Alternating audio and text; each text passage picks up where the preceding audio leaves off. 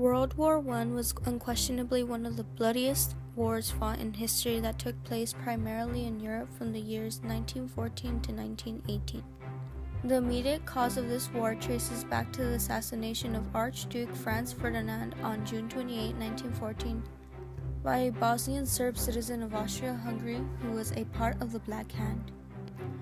Austria-Hungary's retaliation against Serbia's monarchy triggered the formation of alliances and the chain reaction of declarations of war. Within just a month, all of Europe was in a state of open warfare.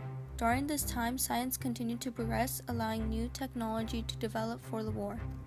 The introduction of new military weapons radically altered previous battlefield strategies, allowing more tactical approaches against enemy forces.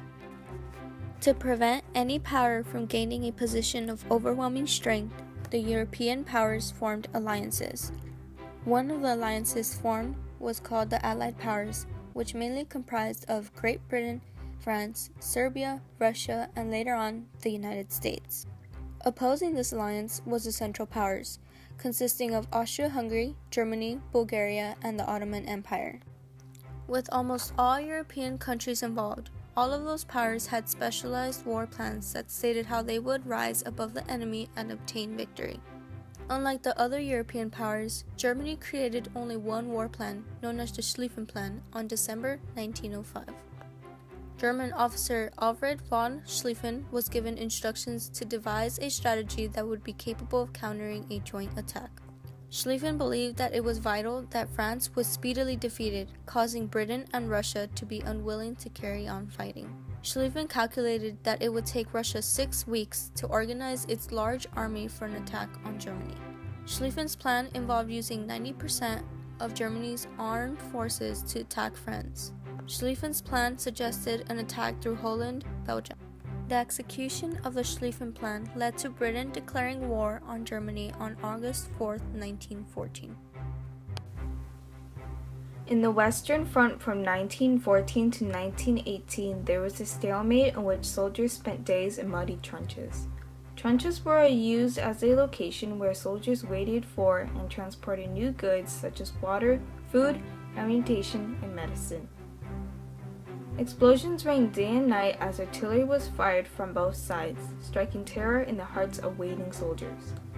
Death was frequent due to a lucky shot from artillery or curious soldiers poking their heads out from the trenches, allowing snipers to pick them off. Rats were a common problem in trenches, and they spread disease by biting soldiers and contaminating food. Efforts to remove them were futile because rats bred by thousands every year. Lice, frogs, and beetles spawned various infections as well. In addition, the dead corpses created an awful odor which lingered in the trenches. The combination of these factors created many psychological problems to the soldiers, including post-traumatic stress disorder, which followed soldiers throughout their lives. Soldiers were tasked with different chores such as repairing barbed wire, refilling sandbags, and cleaning equipment. After a rainy day, drainage equipment was used and the trench had to be repaired since muddy water weakened its walls. Small patrols of men were often sent into the no man's land to discover information about the enemy. At night, they would cautiously inch their way forward on their stomachs and try to get within earshot of the enemy trenches. If two enemy patrols met, they either fought with their fists or went separate ways. They did not use guns or weapons because the noise would attract machine gun fire, which would inevitably mean the end of both patrols. Additionally, raiding parties were also assembled. A typical raiding party comprised of 30 men. It was a standard procedure for everyone to blacken their faces with grease paint or burnt cork. The man carried cut-down rifles, knives, and grenades. One of the main objectives of these raids was to capture enemy soldiers for interrogation. World War I was the first war that introduced major technological advancements in the 19th and 20th century. The Industrial Revolution in the 18th century, which originated in Great Britain, brought factories that mass-produced goods and weaponry, which allowed warfare to become more mechanized. One of the many technological advances in artillery that occurred during the World War were machine guns. Machine guns, which replaced cannons, were another important weapon in the war that was introduced in the 20th century because it allowed for rapid firing, which killed troops in massive numbers. The first machine gun was designed by Hiram Maxim in the United States. The simple design could fire 600 rounds per minute. The German army recognized its military potential and improved on his design, and by August 14, 1914, they had 12,000 guns ready for use. They also developed machine guns for airplanes and improved those used on the ground, making them lighter and easier to move. The weapon's full potential was demonstrated on the Somme battlefield in July 1916, when German machine guns killed or wounded almost 60,000 British soldiers in only one day. The use of poison gas was considered to be uncivilized before World War I, but as problems escalated in Europe, that opinion began to change. Chemical warfare soon brought many casualties for both Allied sides. The first to use poison gas was the French in August of 1914, where French soldiers fired tear gas grenades on the Germans.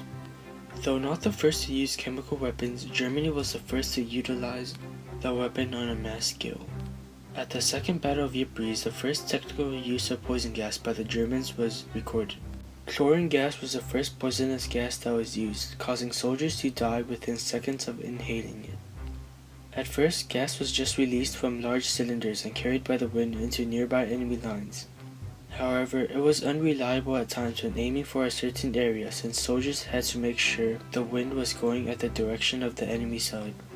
Mustard gas was considered more effective and more reliable because it was an undetectable gas that was used in trenches. Chemical warfare caused painful symptoms and ensured death.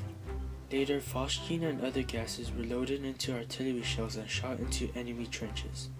Even though poison gas did not cause as many deaths as the other weapons, it made the opposing side struggle even more, and caused major psychological effects. When poison gas were implemented, gas masks invented by U.S. citizen Garrett Morgan were used to prevent its effects. Ma si sente il fischio del gas, la bomba. E dopo, quando vai, guarda che la bomba del gas, tutti quanti indossavamo la maschera. Dann treibst die Zunge raus und die Augen umscheint und kriegt keine Luft und bäumt sich vor lauter Kampf mit dem Atmen. Barbed wire was another strategy that both opposing sides used. American Joseph Glyden's simple invention in the 19th century was primarily used to prevent farm animals from fleeing, but in the 20th century it became an essential part of the war. Barbed wire was used to slow and trap enemy forces. Long rows of barbed wire were placed down around trenches so that their enemies would be forced to cross it if they chose to mobilize. One of the most feared mechanisms used in the war were military tanks. First introduced by Britain in 1915, tanks proved to be the answer to stalemate in the trenches. This British invention used American-designed Caterpillar tracks to move an armored vehicle equipped with machine guns. It was designed to counter many of the weapons used in the war by crushing barbed wire and cross trenches, as well as firing at a very fast rate. The first tank used, the British Mark I, was designed in 1915 and first seen in combat against German forces at the Battle of Somme on September 15, 1916. Tanks moved around through machine gun fire and often terrified German soldiers with their unstoppable approach. The French soon followed suit with the Renault FT, which established the first classic tank design seen today. Aircraft during the war proved to be a great advantage. Aircraft were used for strategical bombing attacks by the Germans and the British. Some were also used for above-ground shooting and spying on enemy camps and bases, as well as scouting the area.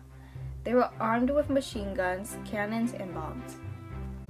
Flamethrowers were first brought into combat in the earlier stages of the First World War near Verdun, located in the Western Front on February 1915 by the Germans.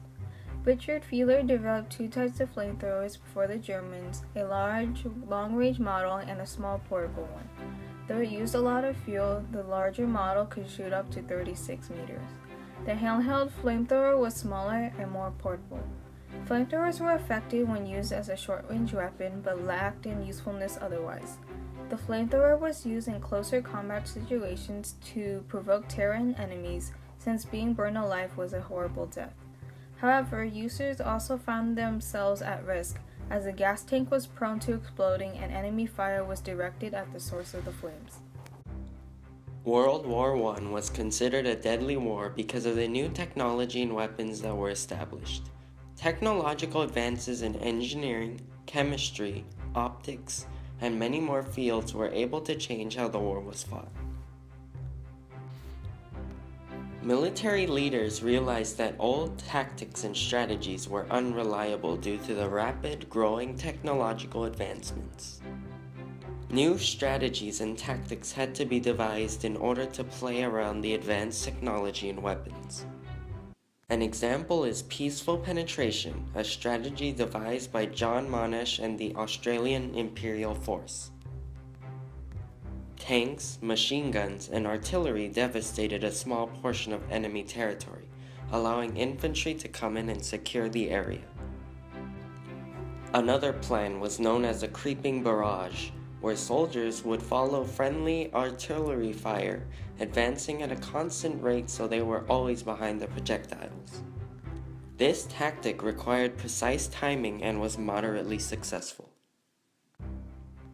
With instigation of new warfare mechanisms and the development of altered military designs, the First World War took an elaborate turn. Following the surrender of Germany and the signing of the Treaty of Versailles in June 28, 1919, the inventions and strategies were systematically improved. By the time the Second World War began its first skirmish, weapons had obtained newfound potential. These advancements continued to develop until modern times, where creations and tactics found in World War I are still used today.